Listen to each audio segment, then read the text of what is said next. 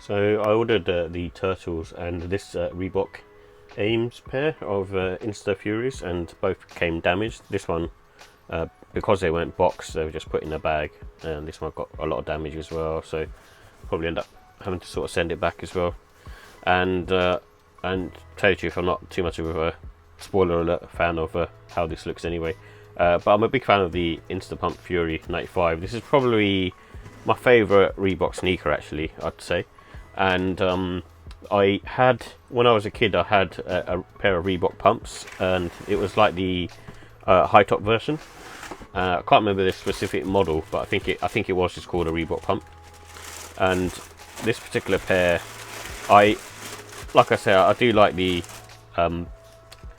Insta Fury. It's one of those sort of Stephen Smith classic silhouettes, and he's behind so many sort of cool shoes from like New Balance and also Reebok, and obviously going on to sort of Adidas Yeezy.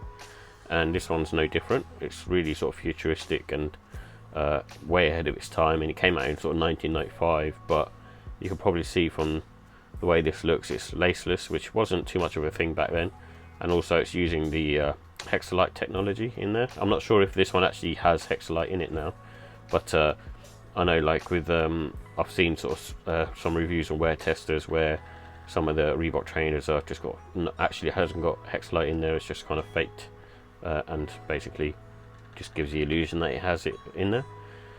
And but this pair, I think, like I said, spoiler alert in terms of the look of it, I don't like the fact that all this branding's on top of it. I like the colourway, I like the fact that it's grey, and obviously I'm a big fan of the Insta Fury, the way this particular sneaker looks. It's quite sort of chunky vibes, and I suppose quite similar to the Air Max 95 as well when that came out, and they're both kind of good for that almost sort of trail shoe look vibe. And you can sort of see the midsole and outsole is quite sort of chunky on this, especially when you get to the heel side as well, and you can sort of feel that on foot. So you know, in terms of its comfort, it's okay, it's fine. I like the fact that it's just laceless and quite sort of gimmicky in terms of having this pump system to basically pump up the upper and to give it a sort of more tighter fit rather than having laces.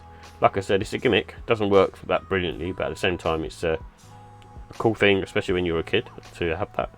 And the materials on this do feel quite sort of nice, and I won't say it's like premium quality, but it's good enough. It's just just for me, it's just the look of the sneaker is just not quite doing it. Like I said, this logo's all over it. It just doesn't kind of work for me. Just in all honesty, probably just feels a little bit lazy as well. But also, I think here on the paper as well, they're telling the story of Eames as well. So I'm hopefully pronouncing that right. But I'm not going to go in detail with that. But you can sort of see on here, it's got all the different products, which is a cool thing.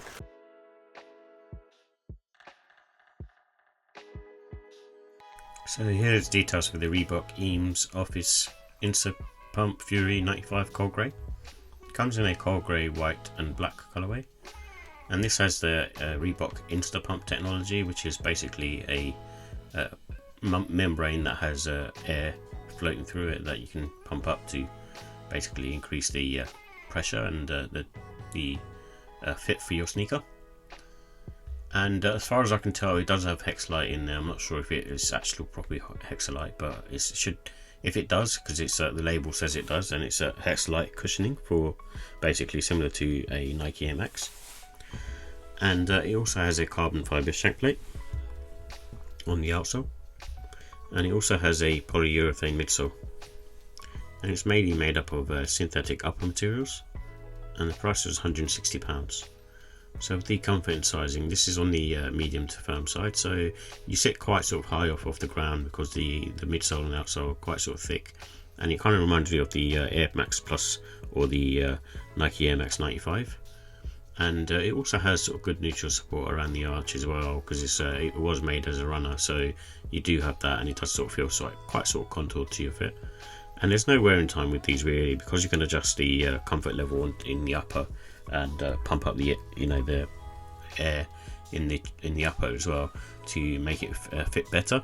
And it's mainly made up of sort of mesh, sort of synthetic material, so therefore it should be pretty much good to go.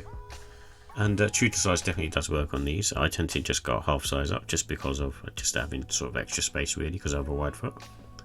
And I also think these have good traction as well because they're quite sort of thick outsole. It's quite sort of similar to a trail shoe, and it gives me sort of Air Max Plus vibes. So with the look and style, I like the fact that it's a 1995 retro runner, and they've used a almost sort of neutral colour palette on this particular Eames version. And it's a good one for spring summer because of the colour palette itself being quite sort of bright. And it's a good one for casual wear. I don't think you can wear these in a sort of smart setting, so it's more of a streetwear type trainer. And I like the fact that it's laceless as well. It was quite futuristic for its time. With the final thoughts, I like the InstaPump technology, even if it's a bit of a gimmick. It's one of those ones which just makes you feel like a kid again. So you can sort of pump it up and release the air, for example. And the fact that it's laceless as well, it's a cool design overall, and it's quite a classic. And that's what kind of makes it futuristic as well, I suppose. With the cons, I think the costs is on the high side, in my opinion. I think at £160, they're asking a bit too much for these. I mean, this is competing with other sort of Nike Air Max sneakers, for example, and ones that are made during that period of time. And I think most people will probably end up going for one of those rather than this pair. So that's why I think the cost should be a lot lower for this. And thick midsole, so that some people may not get on with this, and it doesn't feel like a sort of new sort of lifestyle runner. It does have a sort of thick midsole, so you do sort of sit slightly sort of higher up. And the Eames branding as well is not something that I like on this particular sneaker. It's very sort of loud and almost sort of brash. So with the ratings, I give the look and style 3. I'm a big fan of this particular silhouette, but I don't like what Eames have done to it, and just put basically all over sort of logo on it. So similar to sort of an LV, Louis Vuitton style, but it just doesn't work for me for this one. And the comfort, I find the InstaPumps pretty comfortable. I won't say they're like majorly comfortable, but they're not like bad either. So that's why I've given it a 4 out of 5. I think it's pretty much fine for all day wear.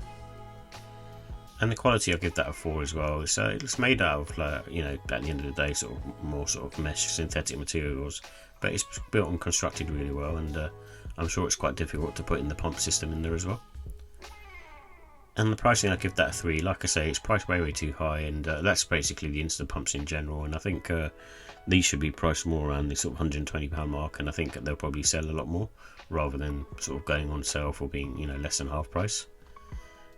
And overall, I'll give the score 3 out of 5 for this particular pair. I'm just not a fan of this particular one, what Eames have done to it, and I'd prefer to just go for an OG colourway in all honesty. But the InstaPump is a cool sneaker. Just this one, I think, is just not for me really.